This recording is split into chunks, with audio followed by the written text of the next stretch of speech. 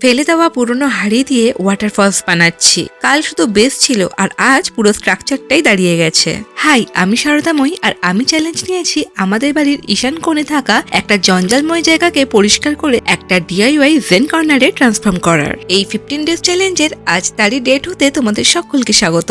প্রথমে এই জঞ্জাল টাইপের জায়গাটাকে পুরো পরিষ্কার করে নিয়ে বাড়ি তৈরি হওয়ার সময় বেঁচে থাকা যে এক্সট্রা পিলারগুলো ছিল সেটাকে ঘষে ছোট বড় করে কেটে বিভিন্ন সাইজ করে আর তারপরে এই মাটির মধ্যে এগুলোকে পর পর জায়গা মতো বসিয়ে নেওয়া হচ্ছে। এরপর আগের দিনে তৈরি করে রাখা যে হাঁড়িগুলো ঠিক এই পিলারটার ওপরে সিমেন্ট দিয়ে বসিয়ে ফিক্স করে নেওয়া হচ্ছে। আর এইভাবে ধীরে ধীরে ওয়াটারফলসের মেইন যে স্ট্রাকচার সেটা কিন্তু অলরেডি তৈরি হয়ে গেল।